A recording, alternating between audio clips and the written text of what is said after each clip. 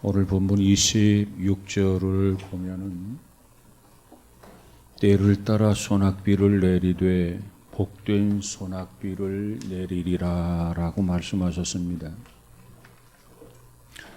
그런데 오늘 이 본문에서 언급하고 있는 복된 소낙비 또는 복된 장마비라고 번역도 합니다. 우리나라처럼 비가 흔한 곳에서는 장마비 하면 지겹기도 하고 지루한 그러한 시기이지만 팔레스타인 지방의 경우는 우리와 상황이 아주 다르다는 겁니다. 그 지방의 기후는 건기가 길고 우기가 짧습니다. 그렇기 때문에 씨 뿌리는 봄에 내리는 비를 뭐라고 하느냐? 이른 비다 이렇게 얘기를 해요. 그리고 결실한 무렵 내리는 비를 늦은 비라 이렇게 부릅니다.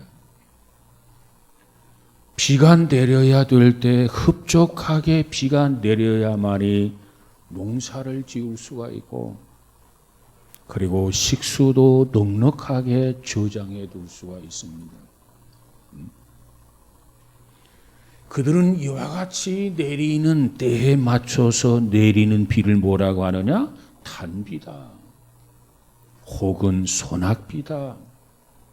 혹은 장마비다. 이렇게 성경은 표현하고 있습니다. 뿐만 아니라 성경에서 말하는 비는 일반적으로 하나님의 축복을 상징합니다. 하나님의 은혜를 상징합니다. 그리고 하나님의 성령을 상징하기도 합니다. 그런데 오늘 본문에서는 뭐라고 말합니까? 비를 내리는데 때를 따라서 비를 내리신다는 겁니다. 때에 따라서 복된 소낙비를 내려주신다는 겁니다.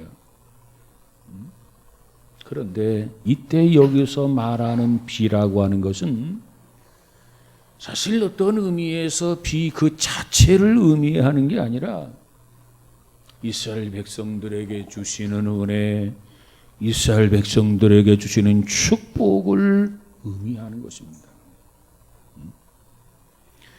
그러므로 우리는 여기서 세 가지 대전제를 발견하고 그리고 그 전제 속에서 우리는 하나님의 말씀을 들어야 됩니다. 이 비는 첫째로 하나님이 내려주신다는 겁니다. 하나님이. 보통 이 비를 보면은 증발, 응결, 강수 이 세 단계를 거치면서 물은 계속해서 이렇게 순환 작용을 한다는 겁니다. 바닷물이나 강물이 날마다 태양열을 받아서 수백만 톤씩 증발을 합니다. 뿐만 아니라 지상에 있는 식물들도 계속해서 수증기를 내뿜고 있습니다. 그래서 보통 나무 한 그루가 1년 동안 베푸는 그런 수증기가 4천 내지 5천 갤론의 수증기를 증발시킨다고 하는 겁니다. 공기 중으로 흡수된 수증기는 대기 온도가 포화점 이하로 낮아지게 되면은 그것이 응결되고 그것이 점점 커지면서 물방울이 되고 그리고 비가 되어서 이 땅에 내리는 것이 바로 비라는 것입니다. 그런데 이와 같은 과학적 그런 작용과 질서를 지혜의 사람이었던 솔로몬이 이미 알고 있었다는 겁니다. 그래서 그가 말한 전도서 11장 3절에 가서 보니까 구름에 비가 가득하면 땅에 쏟아지며 그랬어요. 땅에 내린 비는 땅속으로 스며들기도 하고 그래서 지하수가 되기도 합니다. 그리고 일부는 식물들이 흡수하기도 하고 그리고 나머지는 비가 호수나 강 그리고 바다로 흘러 들어가는 것이 빗물입니다. 그런 가운데 다시 증발하고 다시 응결되고 그래서 강수의 순환을 계속해서 거듭 반복되어지는 것이 비라는 겁니다. 그런데 이런 과정 속에서 중요한 것은 바로 그런 순환 과정을 섭리하시고 주관하시는 분이 바로 하나님이시라는 겁니다. 아모스 9장 6절에 가보니까 바닷물을 불러 지면에 쏟으시는 이는 그 이름이 여호와시라 그랬어요. 여호와시라. 이처럼 물이 순환하게 되는데 이처럼 물이 순환한다는 사실을 과학적으로 이해하기 시작한 것은 바로 16세기 경이었다고 합니다. 과학자인 페라울트와 마리오테 이 두 사람의 실험 결과 물이 순환하고 있다고 하는 사실을 최초로 확인하게 되었습니다. 그러나 성경은 뭐라고 말합니까? 3000여 년 전에 물의 순환 작용을 이미 성경을 통해서 말씀하고 있단 말이에요. 전도서 1장 7절에 가서 보니까 모든 강물은 다 바다로 흐르되 바다를 채우지 못하며 강물은 어느 곳으로 흐르든지 그리로 연하여 흐르느니라 이렇게 말씀하고 있어요. 이처럼 비라고 하는 것은 물의 순환 작용에 의해서 내려지는 것이 비라 하는 겁니다. 그런데 이 순환 작용을 섭리하시는 분이 누구냐? 그분은 곧 하나님이시라는 겁니다. 그러기 때문에 은혜의 단비, 그러기 때문에 축복의 단비, 그러기 때문에 성령의 단비는 바로 하나님께서 우리에게 내려주신다는 겁니다. 하나님으로부터 내리신다는 거예요. 이것을 믿는다면 우리는 하나님을 향해서 하나님 나에게 은혜의 단비를 내려 주옵소서. 하나님 나에게 축복의 단비를 내려 주옵소서. 하나님 나에게 성령의 충만하게 단비를 내려 주옵소서. 우리는 하나님 앞에 구할 수 있는 것을 믿으시기 바랍니다. 비는 하나님으로부터 내려오는 것이다. 은혜는 하나님으로부터 내려오는 것이다. 축복은 곧 하나님으로부터 내려오는 것이다. 성령 충만함도 하나님으로부터 주어지는 것을 믿으시기를 바랍니다. 그래서 성경은 말하기를 여호와는 복의 근원이다 말씀하고 있지 않습니까? 그 다음 두 번째로는 비를 하나님이 내려주시는데 때를 따라 내려주신다는 겁니다. 비가 내려야 할 때가 있어요. 비가 내리지 말아야 할 때가 있어요. 그 상황에 맞게 적절하게 내리게 될 때 그 비가 은혜가 되고 그 비가 축복이 되는 것을 믿으시기 바랍니다. 그런데 내려야 할 때 비가 내리지 않는다고 한다면 그건 하나님의 저주요, 하나님의 심판입니다. 구약성경 열왕기상 18장에 가서 보니까 아합 왕과 이세벨이 우상을 숭배하는 탐욕 때문에 3년 6개월 동안 그 땅에 비가 내리지 않았어요. 우상을 섬기는 탐욕 때문에 하나님이 하늘문을 닫으셨단 말이에요. 아모스 4장 7절에 가서 보니까 추수하기 석 달 전에 내가 너희에게 비를 멈추게 하여 어떤 성읍에는 내리고 어떤 성읍에는 내리지 않게 하였다 그랬어요. 하나님이 내리게도 하시고 하나님이 멈추게도 하신다는 겁니다. 뿐만 아니라 신명기 21장 13절 14절에 가서 보니까는 내가 오늘날 너희에게 명하는 너희 명령을 너희가 만일 청종하고 너희 하나님 여호와를 사랑하여 마음을 다하고 성품을 다하여 섬기면 여호와께서 너희 땅에 이른비와 늦은비를 적당한 때에 내리시리니 너희 곡식과 포도주와 기름을 얻을 것이다. 이렇게 말씀하고 있어요. 이처럼 하나님께서 때를 정하시고 그 때에 맞도록 비를 내려주신다는 겁니다. 이처럼 은혜를 주시는 하나님, 축복을 주시는 하나님인 것을 믿으시기 바랍니다.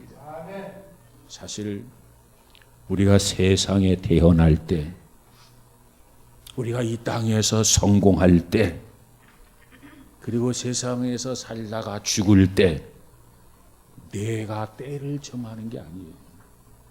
하나님이 정하시는 겁니다. 뿐만 아니라 우리의 마지막 심판의 때에도 하나님이 정하시는 것을 믿으시기 바랍니다. 이처럼 하나님께서는 우리에게 때를 따라서 비를 주신다는 거예요. 여러분, 이와 같은 은혜가 우리 모두에게 충만하기를 주님의 이름으로 축복합니다.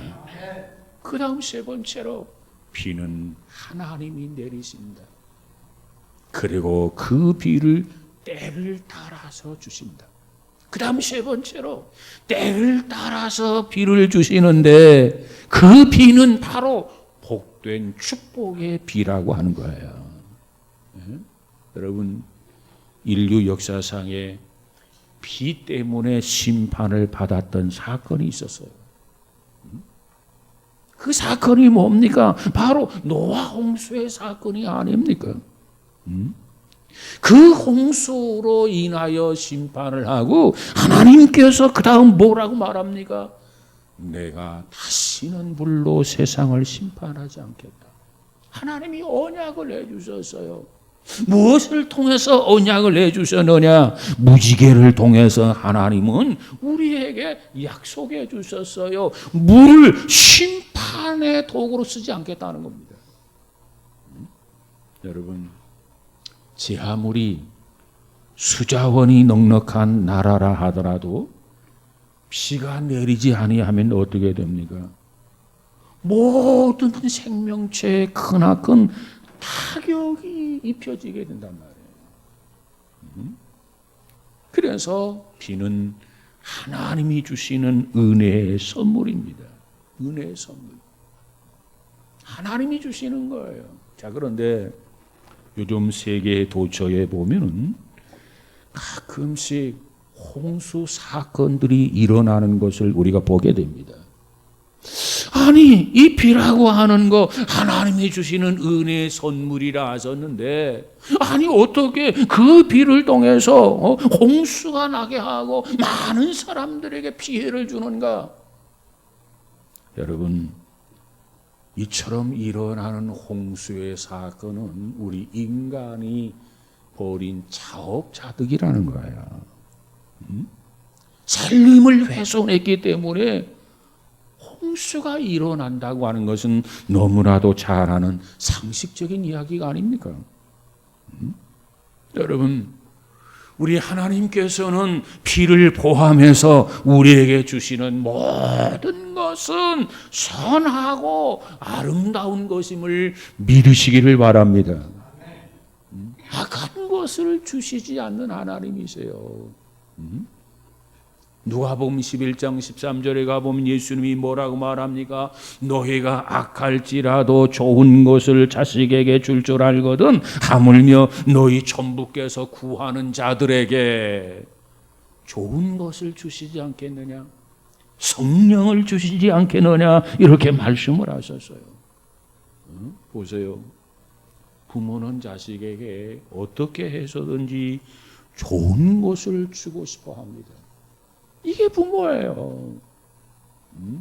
자, 예를 들면 자식이 생선을 먹고 싶다고 그래요. 그런데 부모는 그 자식에게 뱀을 줄 부모가 어디 있겠는가?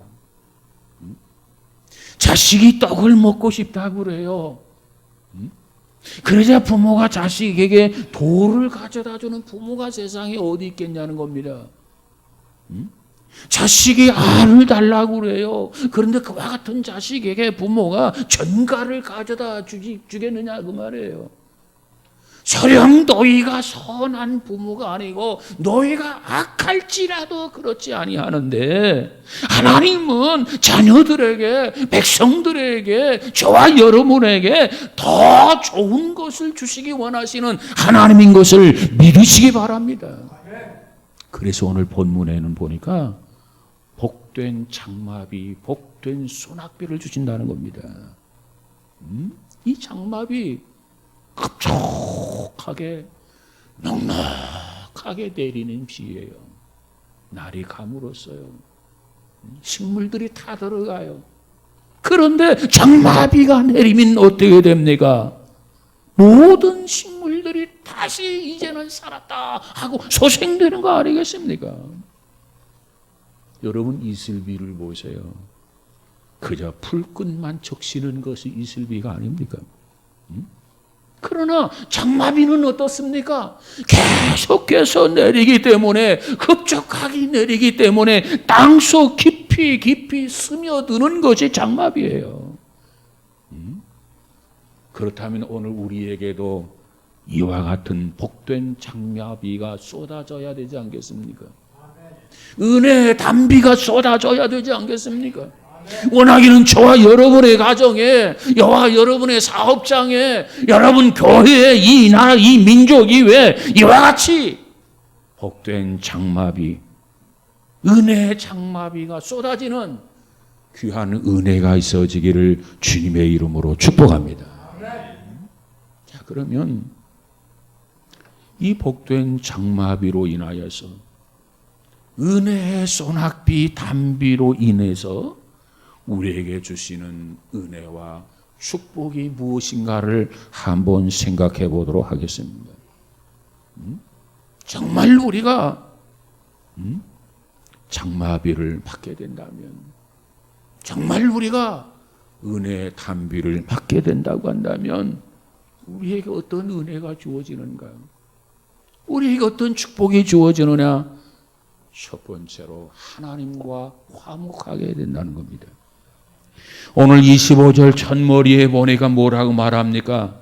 내가 또 그들과 화평의 언약을 세우고, 그래서 화평의 언약을 세우고, 이 복된 장마비를 맞은 사람은, 은혜의 단비를 맞은 사람에게는 하나님과 화목의 관계를 맺는다는 거예요.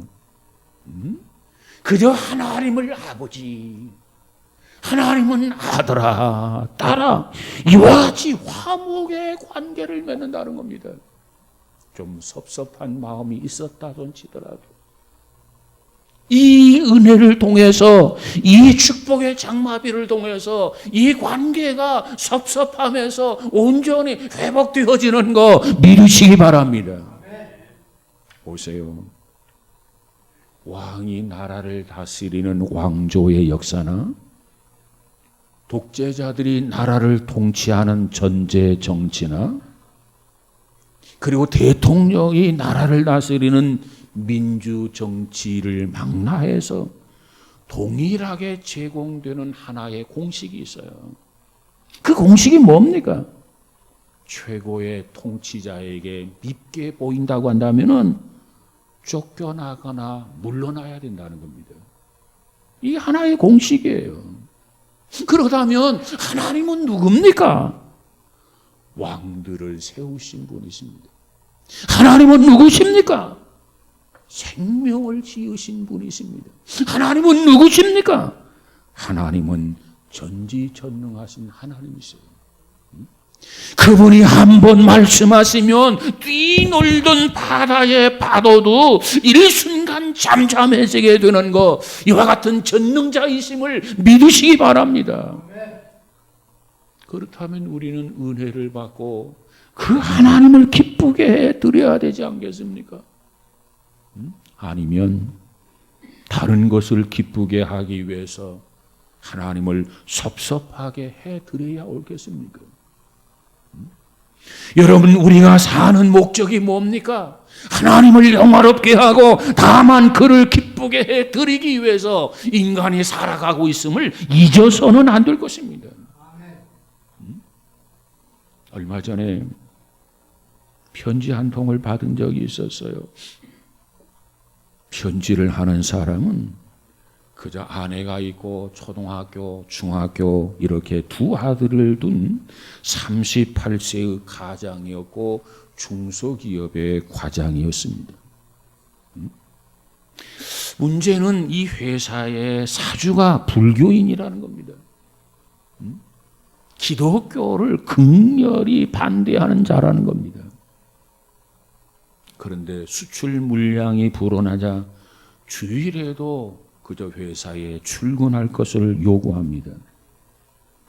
그리고 한 달에 한 번씩 돼지 머리를 가져다 놓고 사세의 번영을 위해서 고사를 지낸다는 겁니다. 그리고 회사의 일이라고 하면서도 1년에 2차례씩 사주가 다니는 절에 동행할 것을 강요하는데 그날이 꼭 주일이라는 겁니다. 그리고 회사의 방침이라고 하면서 불교로 개종할 것을 계속해서 강요합니다. 그렇게만 된다면 부장으로 승진을 시켜줄 것이고 월급 외에 특별 상여금을 대폭 올려주겠다는 조건입니다. 이런 상황 속에서 이 문제를 어떻게 했으면 좋겠느냐는 겁니다. 자신의 나이로 보나 여건으로 보나 직장을 옮길 만한 그런 곳이 없을 뿐더러 형편이 신앙의 이유로 직장을 그만둘 입장이 못 된다는 겁니다. 여러분 같으면 어떻게 하겠습니까? 그래서 이렇게 답해 주었어요. 첫째, 능력과 성실성이 인정을 받지 못하기 때문에 그저 사주가 신앙 문제를 구실 삼아서 계속해서 가해오는 압력이라고 한다면 개종을 해도 언젠가는 회사에서 쫓겨나게 되어 있다. 능력과 성실성이 인정을 받지 못했다고 한다면 희망이 없다.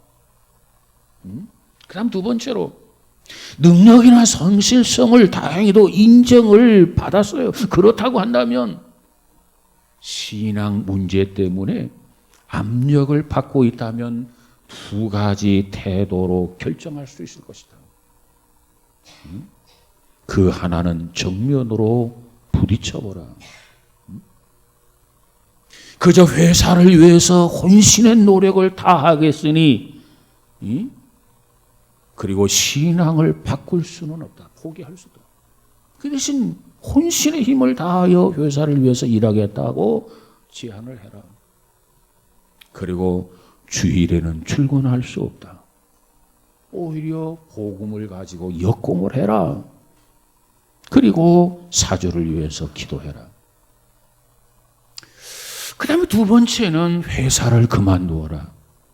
무능력하고 게으르고 불성실하고 그런 것 때문에 인정받지 못하고 쫓겨난다면 갈 곳도 없다. 하나님께서는 그와 같은 자에게 길을 열어주시지 않는다. 그러나 정말 신앙생활을 바르게 하기 원하고 정말 하나님을 공경하기 위하여 결단한다고 한다면 회사를 그만두면 하나님이 책임지실 것이다. 그러면서 기도하고 그리고 결정하라 그랬어요.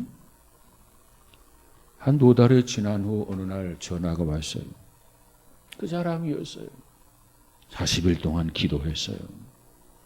사주를 찾아갔어요. 자신은 신앙을 바꿀 수 없어요. 분명히 말을 했어요. 그러나 남들보다 2배 이상 회사를 위해서 열심히 일하겠습니다. 분명히 그 얘기도 했어요. 그런데도 불구하고 개종을 해야만 한다고 한다면 회사를 그만두겠다고. 그리고 사표를 내밀었다는 겁니다. 그랬더니 사주가 말없이 한참 동안 생각을 하다가 내일 다시 만나자라고 하더라는 겁니다. 하룻밤을 잤어요. 그 다음날 사장실의 문을 두들겼어요.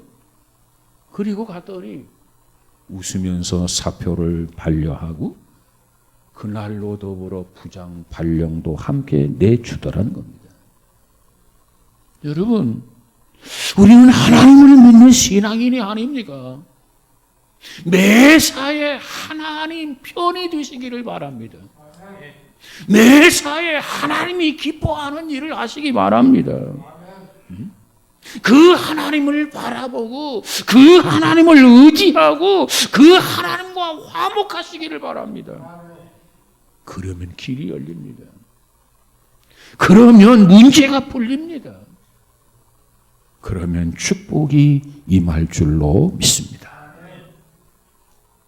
뿐만 아니라 두 번째로 재앙을 그치게 된다는 겁니다. 재앙. 여러분 오늘 본문 25절 중간에 보니까 뭐라고 말합니까? 악한 짐승을 그 땅에서 그치게 하리니. 그래. 악한 짐승. 이 팔레스타인 지역에는 광야로서 뱀과 사자와 여우 등이 살고 있습니다. 그 중에서도 제일 많은 것이 바로 뱀입니다. 뱀. 근데 성경은 뱀을 뭐라고 하느냐? 사탄이라 이렇게 설명을 합니다. 아니 왜 뱀을 사탄이라고 하는가? 그 이유는 창세기 3장에 가서 보니까 아담과 하와를 넘어뜨리는 사탄의 도구로 쓰여진 것이 바로 뱀이기 때문에 그렇습니다. 그래서 요한계시록에 가서 보면 옛뱀 사탄이라고 이렇게 언급하고 있어요. 광야에서 살고 있는 독사 가운데 가장 무서운 것들은 민수기 21장 6절에서 나오는 불뱀과 불 달린 모래 독사, 그리고 코브라, 그리고 살모사 등의 뱀이 있습니다. 이것들은 독을 가지고 있어요. 여기에 물리면 생명을 잃어요. 죽을 수밖에 없어요. 자, 그런데 오늘 본문 25절에 보니까 은혜 받은 땅과 은혜 받은 사람의 집과 그 사람에게는 악한 짐승이 해하지 못하도록 지켜주시겠다 그랬어요. 얼마나 귀한 은혜요, 얼마나 귀한 축복입니까?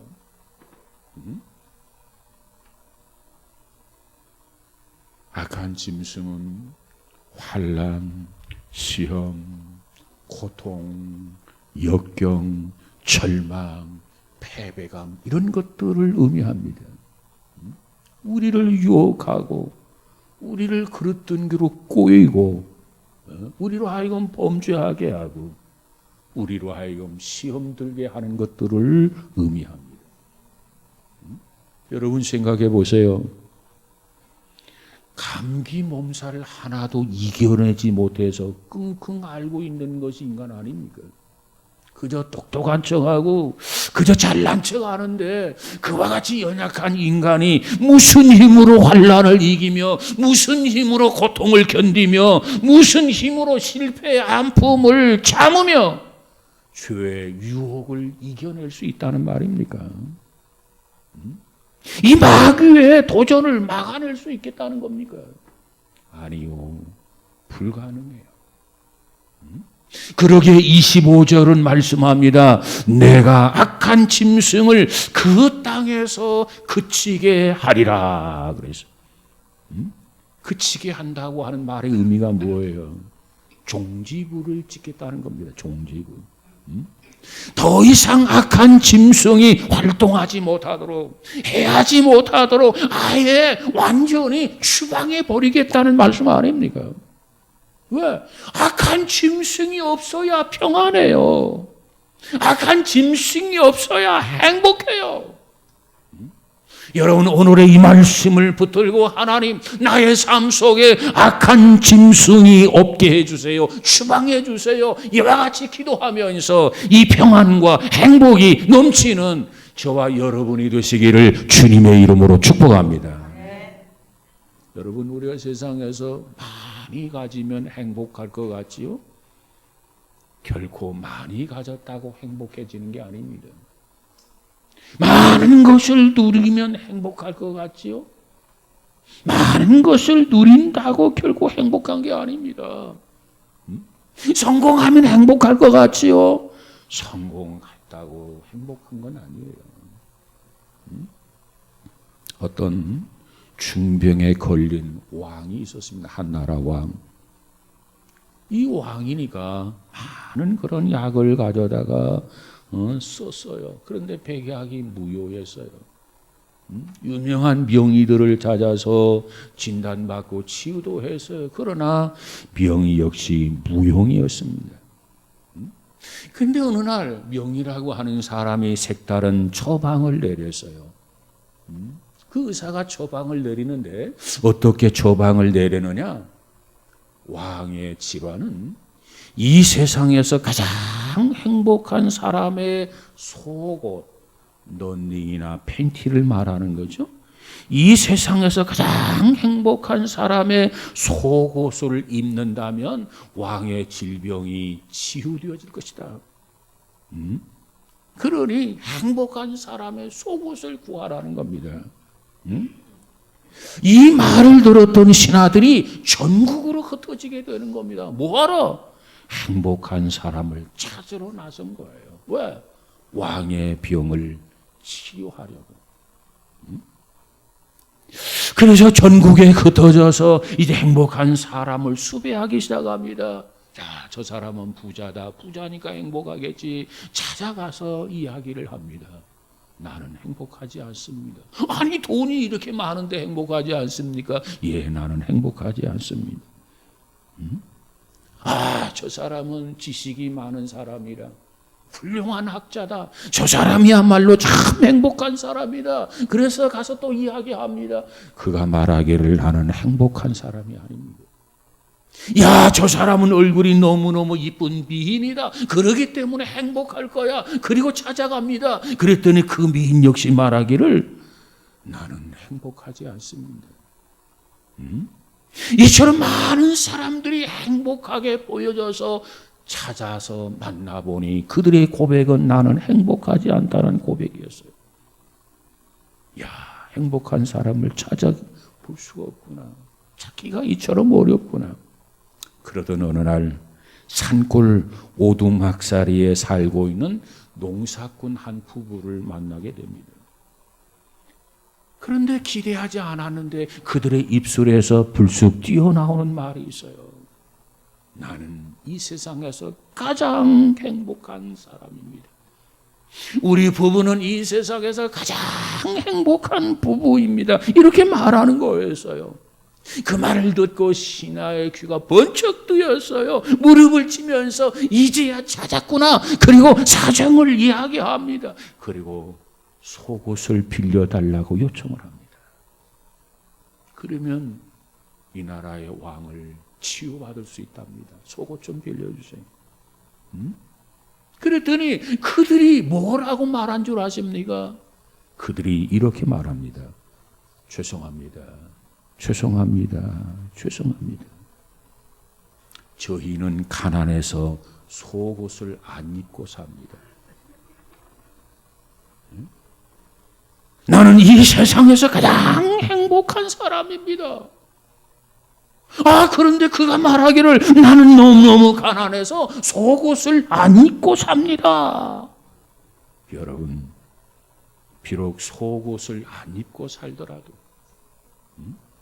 우리에게 모피 코트가 없다 손치더라도 정말 우리가 가진 것이 적더라도 하나님 앞에 은혜의 장마비를 맞는 사람은 행복한 사람이에요.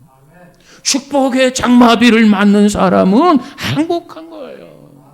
여러분, 이와 같은 은혜가 우리 모두에게 있어지기를 주님의 이름으로 축복합니다. 그래서 하나님과 바른 관계를 맺으시기 바랍니다.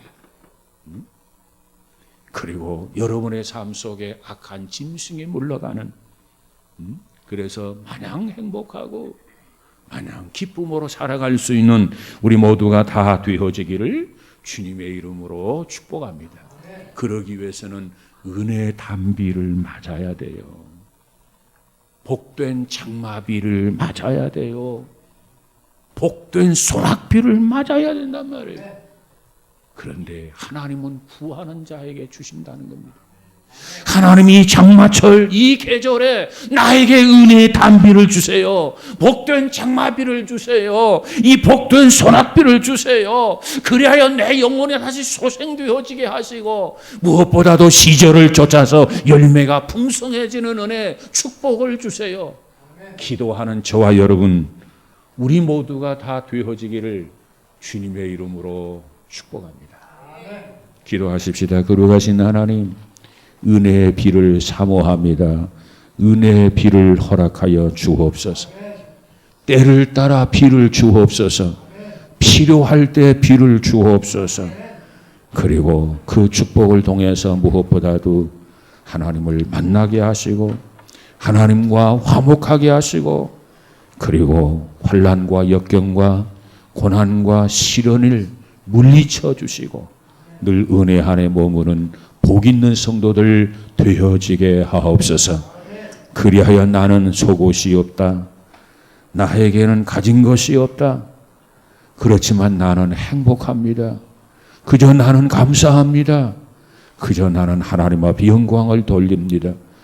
이와 같이 간증함에 살 수 있는 귀한 성도들 다 되어지게 하옵소서. 예수님 이름으로 기도하옵나이다. 아멘.